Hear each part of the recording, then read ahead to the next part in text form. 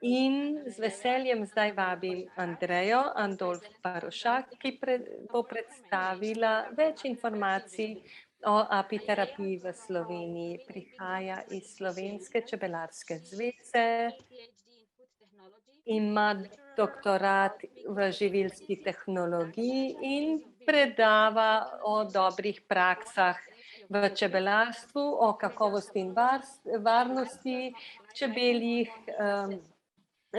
proizvodov in je tudi licencirana ocenjevalka medu.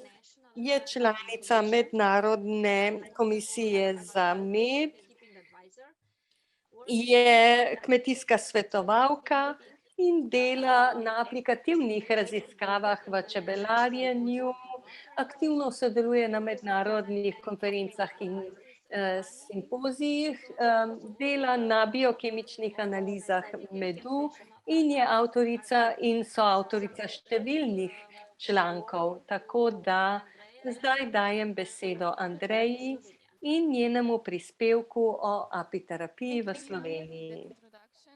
Zdaj pa se tolmačka poslavljam. Hvala, nasvidenje. Now something about beekeeping in Slovenia, but now a little bit about apitherapy. In Slovenia, here are about 11,000 of beekeepers and only 2 million of inhabitants in Slovenia. So here is 4 beekeepers per 1,000 inhabitants. But here also is about 300 of people involved in apitherapy. We have 206 local beekeeper societies and 1 national beekeeper association and 1 regional beekeeper association of Maribor, which works very hard on apitherapy section. You already saw that Slovenia proclaimed the World Bee Day, and this is because in Slovenia we have a really big, rich tradition in beekeeping, and also we are known through the bee houses which we have, and also Anton Janša, who was the first beekeeping teacher in the court of the Habsburg Empress Maria Theresa. And his birthday is actually, the 18th of May, is actually the World Bee Day, in case if you didn't know why the 18th of May. But not also Anton Janša, we are also proud of Dr. Filip Terč that we were also discussed in the introduction speeches. Dr. Filip Terč was actually a Czech, but we are very proud that he lived in Slovenia, in Maribor, and he was a beekeeper and a medical doctor, and he observed a clinical improvement of his rheumatoid condition after the bee sting. And then he started to treat his rheumatoid patients with the bee venom. He kept the systemic record of these results, and he published an article with title Report of a Peculiar Connection Between the Bee Sting and Rheumatoism in Wiener Medizinische Presse. In this article, he described the experience in the treatment of 173 patients using 39,000 of bee stings. In this article, he described clinical picture of bee sting from primary rash, swelling, and also secondary symptoms like fever-like sensation, dizziness, and nosema. And also he was saying about getting a complete immunity after the bee sting. And he described also a risk associated with the bee sting. What is very important is that he described clinical picture in rheumatoid patients. And he noticed lack of intoxication signs at the first bee sting, and then the immune system builds up, and in repeated publications, signs of intoxication reappear, and also development of naturally acquired immunity. His very important findings, which were based on his clinical experience, were development of naturally acquired immunity, usually indicate a cured rheumatoid condition, and also loss of naturally acquired immunity usually indicate a reoccurrence on rheumatoid condition. His work was also then described by his son, Dr. Rudolf Terč, and Rudolf Terč described that his father treated about 658 patients and 433 were clinically cured, 99% had improved clinical status, and in 16 of patients, this treatment failed. We are really proud that he lived in Maribor. We invite you to come sometimes to Maribor and to see also the memorials on his grave. Maribor is actually 1 hour away from Ljubljana, where you can come by plane. And in Maribor, the section of Apitherapy of Dr. Filipa Terč is established and has about 300 of members, and also section of Slovenia Apitherapies with something less than 300 members. As Mr. Pušnik said in the beginning, every year from year 2008, 2 Apitherapy symposiums we organized in the behalf of his name in March and also in October. The organizer of these events are Regional Beekeepers Association of Maribor and Slovenian Beekeepers Association. And also we perform education on apitherapy field. From the year 2014, 245 participants ended the program on apitherapies. These programs involve 135 hours and it takes for about 1 year. It contains 50 hours of lectures, 45 hours of workshops, 1-day excursions, 2 symposiums, and 2 seminar works. The organizer of this event is Regional Beekeepers Association, according to program of Slovenian Beekeepers Association. Also, a main role of this section of Maribor apitherapy section is publishing books on the apitherapy field. They also have a place for practical educations. You know, in Slovenia, we have bee houses. This is where hives are collected in one big house. And you can come in this house and enjoy staying in these houses because there is not enough room at the behind of the hives. You can just easily open the hives and then stay in the bee house, relax and breathe the air from the bee houses. Of course, you can also use a mask, but you don't need to because there is a great time enjoying just staying in the bee house. Also, you can lay down, relax. Some of the beekeepers have also observational hives, so you can also in that time observe the bees and listen to the bees. And some of the beekeepers also have some saunas in the bee houses, so you can enjoy even more. And also some of them practice honey massage in apiary. Of course, we take care of for quality of our products. Honey, we have Slovenian honey with protected geographical indication, and also karst and Kočevje forest honey with protected designation of origin. Of course, we take care for other bee products, and beekeepers can practice these activities as a supplementary activities on the farm. They can perform honey massage and apiary therapy. They can, of course, produce bee products and also advise users how to use bee products. This year, an Institute for Vocational Education and Training, in cooperation with Slovenian Beekeepers Association and section of Apitherapy section of Maribor Association, prepared a standard of knowledge for national professional qualification apitherapies. This qualification allows the people, the individuals, to perform a certain profession. These professional qualifications can be obtained if by completing a formal professional education program at school, but for apitherapies there is no, of course, or by verifying and validating the national professional qualifications. And in next month, the first candidates will be promoted as national professional qualification apitherapist. So it's just something new here in Slovenia, and it's on in state level. We have also some good practices of using beekeeping in Slovenia and beekeeping practice. The Professional Fire Brigade of Celje and also in Ljubljana have built an anti-stress center for apitherapy.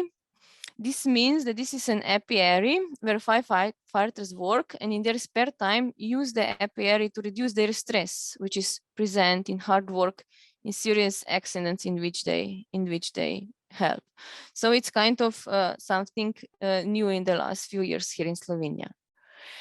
And we also give the beekeepers who have something more, who can introduce and who can show to the guests something more than just simple beekeeping. We give them certification of service on apitourism, like a certificate of excellence. This means that the beekeeper who goes through the system can get 1, 2, or 3 bees for their beekeepers. It's just like the stars as in the hotels. It's like some similar thing in apitourism. And in the future, our willingness is to build up an apis center named by Dr. Filip Terč in Maribor. This will be built with ecological, green, biological, back to future vision, including counter-therapeutic program with advising of using bee products, honey massage, general medical practice, pharmacy, physiotherapy, wellness, sauna, whirlpool, swimming pool, and also surrounded by a green environment, parks, including melliferous plants, and so on. This is our great aim to be challenged in next few years. And I hope that next time when we'll invite you to Slovenia, you will be able to visit this center. Thank you for your attention. Thank you, Andreja, for this really nice presentation. When I was listening to you, I was once again proud to live in Slovenia. And now, so we continue with the program. It is my honor to invite Dr. Stefan Stângaciu from Romania to present some more information. Stefan is the president of the Romanian Apitherapy Society. He is the honorary president of the German Apitherapy Society, president of the German Apitherapy Society, general secretary of the International Federation of Apitherapy. He is also a council member in the Apitherapy Committee of the World Chinese Medicine Society. He is Apitherapy Discussions emails list moderator, creator of the Apitherapy networks in English, French, German, in WhatsApp. He is really multilingual. He is also a owner and webmaster of apitherapy.com and president of Apitherapy Consulting and Trading International Ltd. And again, it is my honor to invite Dr. Stefan to present an introduction to the importance of medicinal beekeeping for beekeepers and apitherapy practitioners. Thank you very much, Nina, for presenting me so nicely. I will do my best to present fast this first topic of mine. Okay, let's see here. Can you see my screen? Yes, okay. So a few words about my location and activities. I live near Black Sea coast. So see here, and here is Romania. And then we have Bucharest. Bucharest is the capital city of Romania. And I am located about 50 kilometers away of Bucharest. And here is more precise between forests. Here is our center. Our house, it's a human house connected with a big house. And you see here some attraction for the bees to come back to their homes, clean environment, and with a lot of medicinal bee plants. Because we need bee plants for the bees to make happy the bees, but we need also medicinal plants to make healthier the human beings. So the best plants are the medicinal bee plants. Here is one of my libraries. Again, photos from location, GPS, and so on. As in Slovenia, we have organized also since 2002 many apitherapy courses for medical doctors. Here are at the National Health Department postgraduate courses. Also many international courses worldwide in over 50 countries. Books, I wrote or co-wrote several books, and here is the latest one, which will be published also in English and also in Slovene, thanks to the help of our friends from Slovenia. And it's already almost finished, the translation in German, I hope in other languages. A few words about the history of apitherapy in Romania. So as organizer, as helper, it was greatly the help of Professor Vyacheslav Harnash. He has given the approval and support to create the first apitherapy center in the world. Already in 1973-74, it was already working and is still functioning in Bucharest. Here is the center, several departments under the same roof. So I'm very happy to see that in Slovenia it will be made such a center much bigger than this one in Bucharest with much more departments. But the idea is to keep together several specialists and not isolate it. In Romania, the father of apitherapy in Romania, the pioneer of the treatment with bee products was Dr. Alexandru Parteniu. And he was very famous for many scientific and practical works and presentations. One of the most interesting one was on the treatment of arthritis, which is caused by smoking. 90% of the cases leads to gangrene, and the people that get amputation of the legs. So with bee venom therapy, he demonstrated that you can prevent or treat this disease even in advanced stages. Dr. Filip Terci, we already spoke about him, and we'll speak about him a lot in the future. Slovenia makes a lot of work on presenting Dr. Terci, of course, because he lived there so many years. And here is in March 2006, it was we made a visit from Passau. We went to Praporište in Czech Republic. And the idea of giving the name of a modern father of apitherapy to Dr. Filip Terci came from this gentleman here. Is Dr. Moises Assis, who lives in Miami, in Florida. He's of Cuban origin. And he connected with us, and we decided, okay, Dr. Filip Terci deserves this title.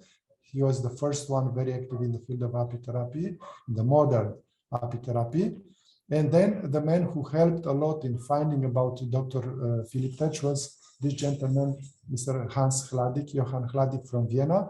He went in Vienna to the archives of the last centuries, and he searched for the name Dr. Filip Terci, and he worked like several months to find out about the articles and the documents related to Dr. Filip Terci.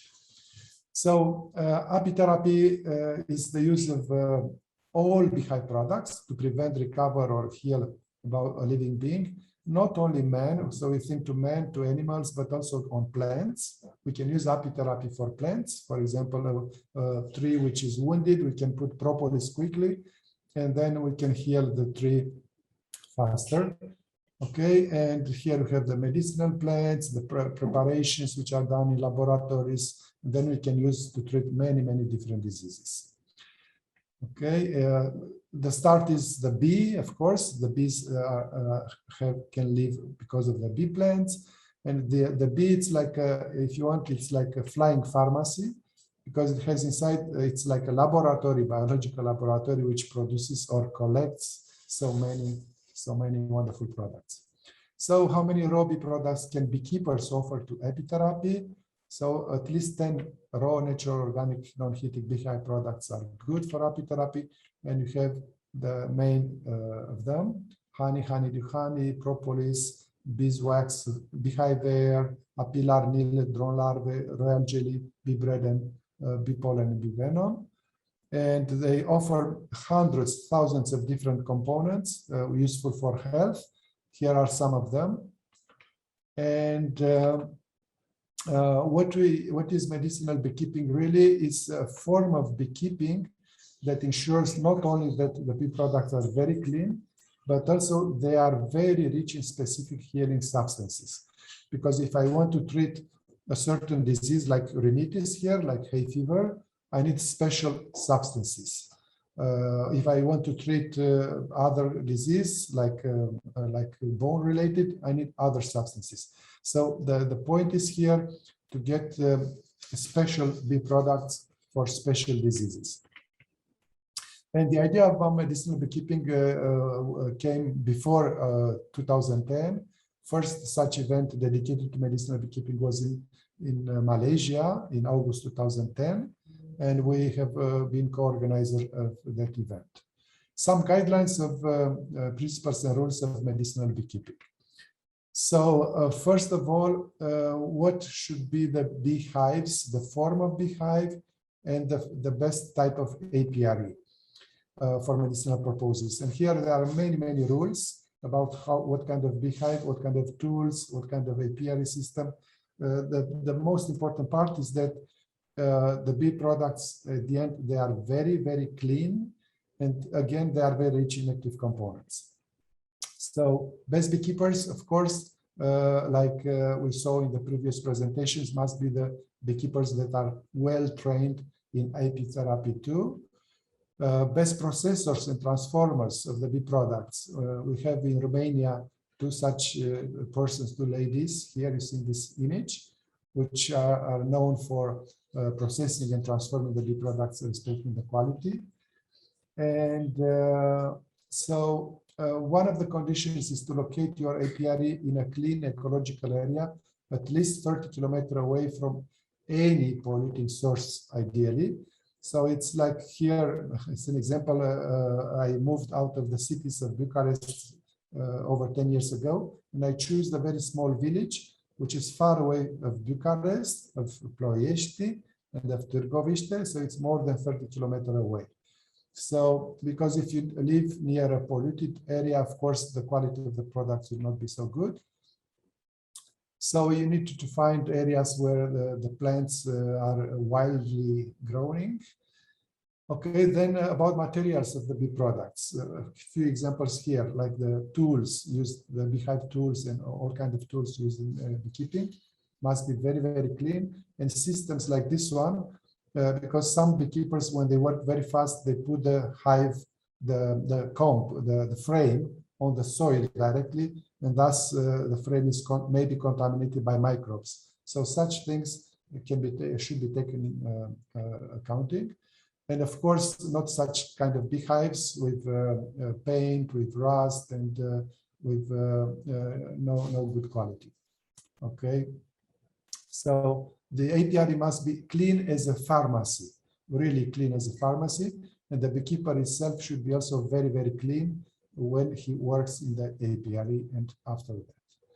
Okay. So no chemical antibiotics or any unwanted substance should come into the bees, like varroacids. So we need to be very careful what kind of substance we are using if we want to eliminate the varroa. There are several natural methods to keep varroa under control. So the final product used in medicine should have a very low biological load, like viruses, bacteria, fungus, and parasites. Okay. Then we must be sure that the products are not spoiled during this processing. So we should keep away the bee products of water, because water helps microorganisms to develop. Should keep away light, radiation, and heat, because the heat destroys most of the enzymes and the DNA of the living pollen cells and so on are damaged. Also, the air should be kept away of the bee product. So, because the air is contaminated, keep in mind, by dust particles, by viruses which are flowing in the air, by spores. And also, we know that the air contains oxygen, which may oxidize useful substances like proteins, peptides, fats, and polyphenols if they have a long contact with the bee product. So, human body, again, attention. Some beekeepers, they do not pay attention to the hygiene of their hands, nails, or they let the hair like free. And also another problem is when some beekeepers, they take the bee products, they put in not sufficient clean or sterile recipients, or the centrifugation is done in a centrifuge, which is not cleaned every day. So these kind of factors must be avoided. And we should put the bee products in brown glasses. This one, it's light can go through, is not good, but brown glasses are better. And even better than brown glasses, it's violet glass. Okay, so how to achieve more biopharmacological active component in the bee products? I give you some tips. So first, you need to locate your apiary in a natural area, in a forest or a protected reservation. For example, here it's a photo with birch trees, which are very useful for the propolis production, finally. And then keep in mind that the apitherapy is also 60% phytotherapy, so we need to combine with the other methods, like you see here, bee products for the and medicinal plants for the liver, for the heart here, for digestive system, for the lungs. Okay. Okay, another method to get good quality medicinal bee products is to use small frames, not large frames, because with small frames you get more specific products, substances, and to activate the pollen trap only during certain times. Here is one photo from a beekeeper from Moldova, which uses small frames. So a small frame has higher chances to be with mono honey, and a mono honey is usually more useful for medicinal use. Okay, so you see the system. Another point which I'm presenting to many times to the beekeepers and to apitherapists. Although getting the honey in a fluid form, you need to go through this kind of desoperculation and capping. This is not a good idea for apitherapy, for medicine, because, as I said, you expose the honey to oxygen, to air, to dust, to viruses, to spores, and also you lose essential oils. And this is not good for essential oils, means aromatherapy, so you use a lot of good components. So centrifugation in apitherapy is not a very good idea because of this thing. So best is to learn the techniques to get the honey directly into the final pot, let's say, like here. And honeycomb honey is usually better for apitherapy. You see here some systems. So, and honey, as you know, is best for breakfast. We should get it in this form. But for medicine, the best one, and you see here a photos made in Romania by Mrs. Alina Varadi. So you need to uncap cell by cell with a sterile tool, and then you should extract the honey directly into the syringe. So extracting the honey directly into the syringe, of course, it's a very difficult process. It takes more time, much more time than centrifugation. But in apitherapy, in medicine, we do not need high amount of honey. Even small amount of honey is very, very useful, but it must be top quality. Here is one of the uses for the eye diseases, or here another example from Professor Mamdouh Abdurrahman in Egypt with a young man which was having this kind of very, very severe disease on his eye, on his cornea. By using honey, he was healed almost completely. Also, honey, if to be used in medicine, must be as sterile as possible. So it should be microfiltered when needed. And in Germany, there is such a laboratory which is doing honey microfiltration. And then there are over 30 practitioners which are using microfiltered honey for their practice. And then honey can be injected even intravenous, as you see here. And you need, of course, training to do this. Royal jelly and many other bee products can be taken directly into the syringes too, and then diluted when needed before using medicine.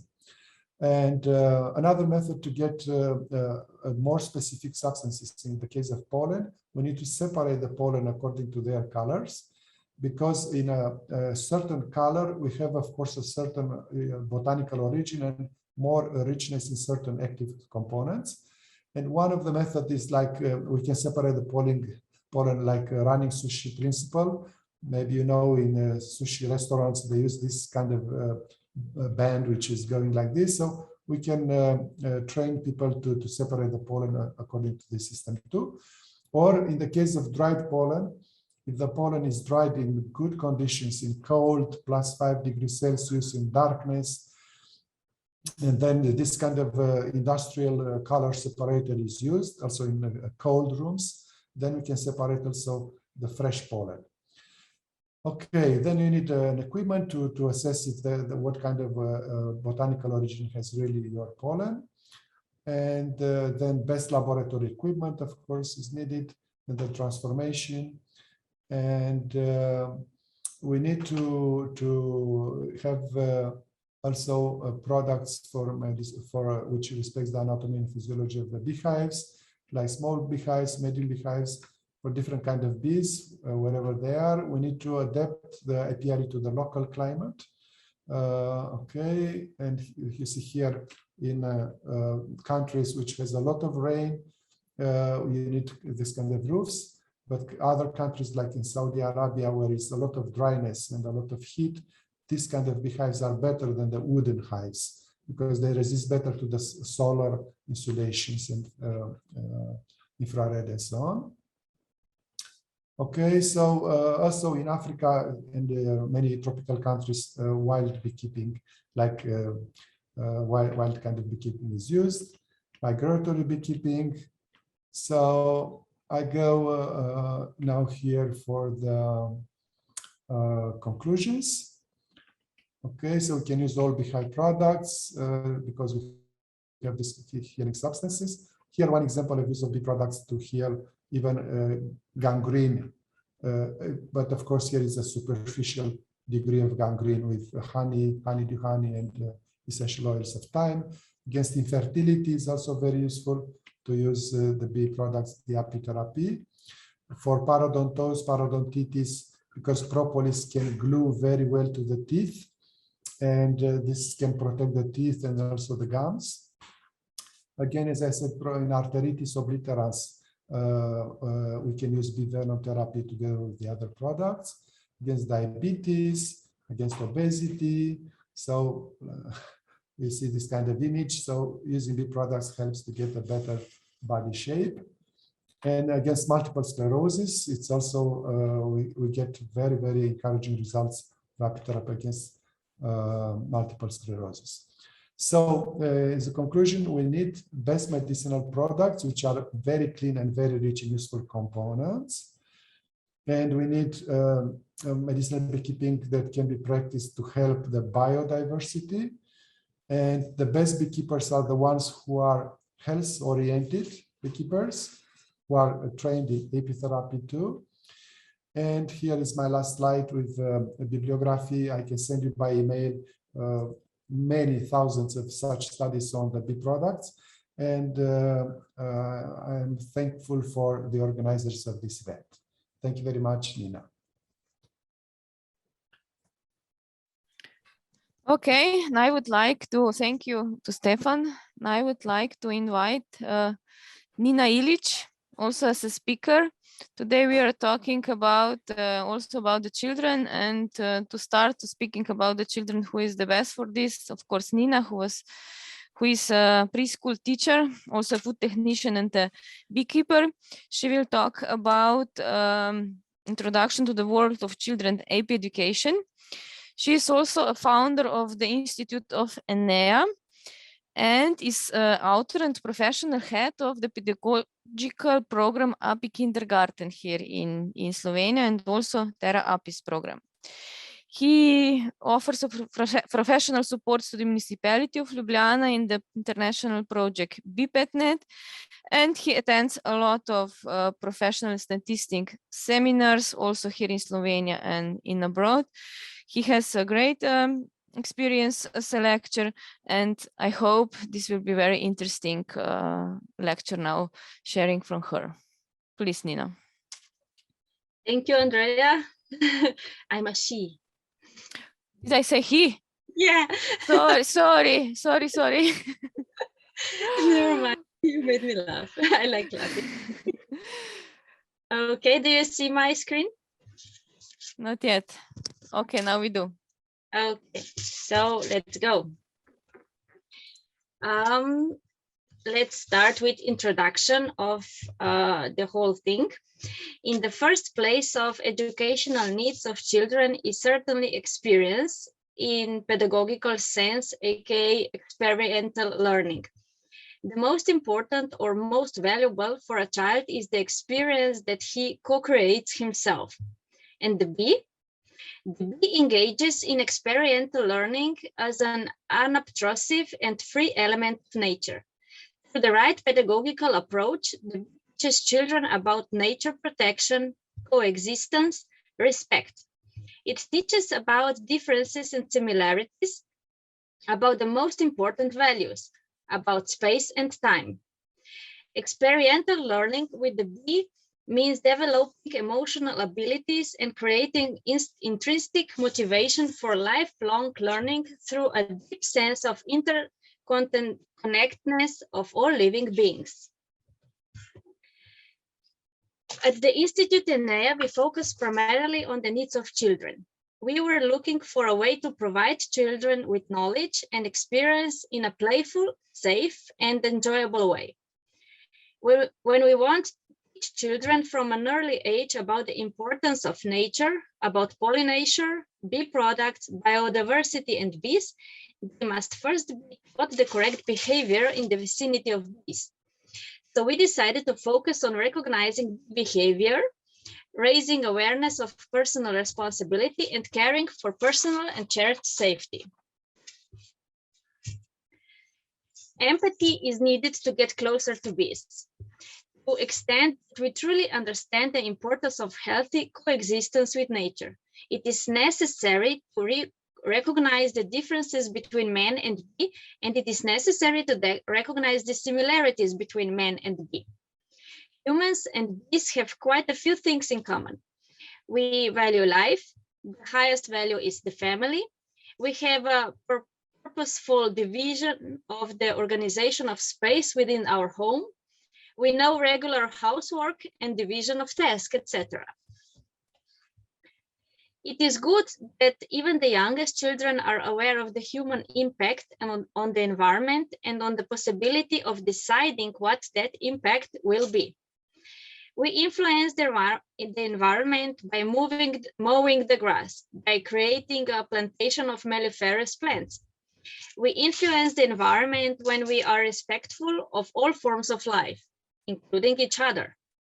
We influence the environment when we learn to properly separate waste, when we know how to relax and hug a tree, or when we collect empty snail houses and create an aesthetic house from them.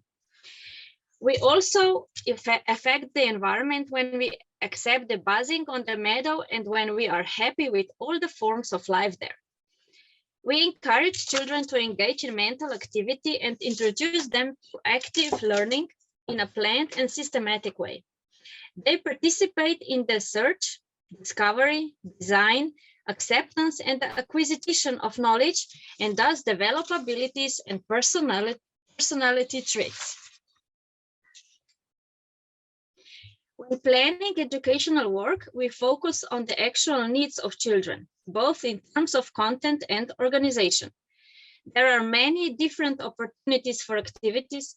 Active research should be essential, through which children develop skills and abilities that lead to independent task solving. The amount of content should always be adjusted to the work pace and preservance of the children. The educational needs of preschool children stem from the fact that whatever we build with them and in them, we give shape to their entire lives. Children should experience with their own senses that they understand the given content and that they have the opportunity to think with their own head. When we present them with a challenge from the life of bees, we help them develop empathy, critical thinking, and a constructive approach. Through experiential learning with the bee, we teach them to learn from the life that surrounds them, from the sky, wild bees, holes in the ground, melliferous plants, so that they get to know and discover things on their own.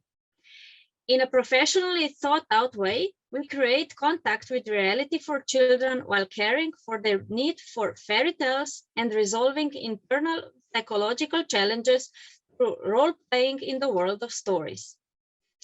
The professional use of bee products and melliferous plantations through sensory stimulus triggers psychological processes in children. With this, they strengthen the inner motivation to learn. When we develop children's inner motivation to learn, we provide them with a quality basis for a lifetime.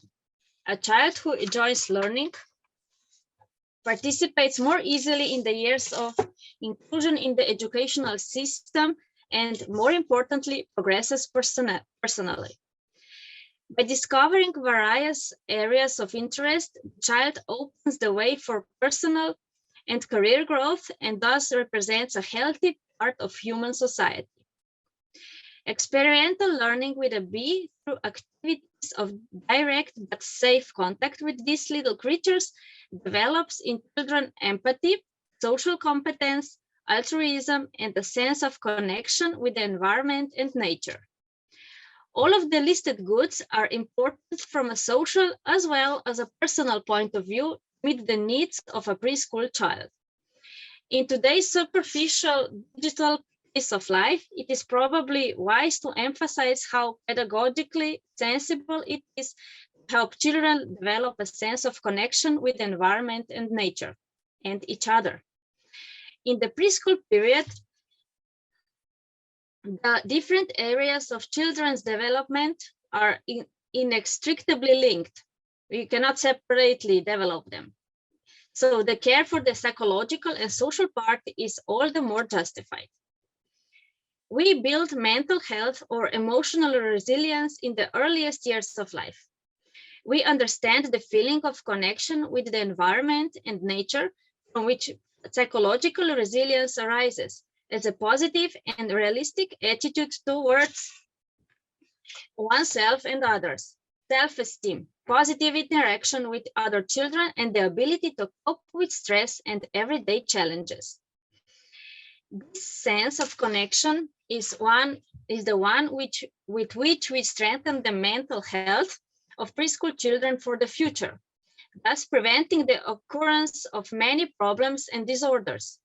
In other words, by activating a sense of connectedness, we prevent the formation of pathological thought patterns and negative beliefs that can lead to depression during adolescence. The bee has always been a powerful symbol to men, most likely because of its fascinating abilities. The bee family always and reliably acts as a superorganism, an admirable connection and synchronicity of all 50,000 to 60,000 individuals in the family. That is a skill that people will probably never master. In addition, with the help of substances found in the environment, they make absolutely everything they need from their body: shelter, medicine, tonics, and food stores for the winter. The bee is an admirable example of acting as an individual and as a community at the same time. Bee products in education represent an irreplaceable opportunity on a physical and mood, like spiritual level. This and some other features represent a pedagogical opportunity when considering the development of personal and social identity of children, as the beginning of identity go back to all previous stages of psychosocial development of children as they occur in the prenatal and preschool period. When learning with a bee in children, we first train the senses, sensory perception, then memory, conversation, questioning, activity after activity, then understanding through empathy, and finally judgment and thinking, constructive paradigm. In this way, we gradually prepare children for learning and we prepare them for life.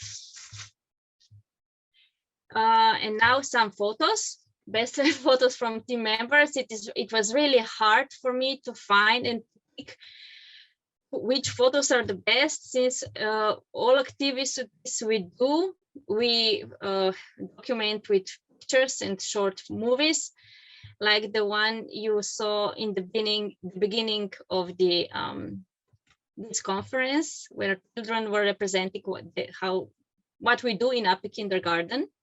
Some photos of Ljubljana. This on the left is of the educational melliferous garden, which is one of the best photos and areas, of course.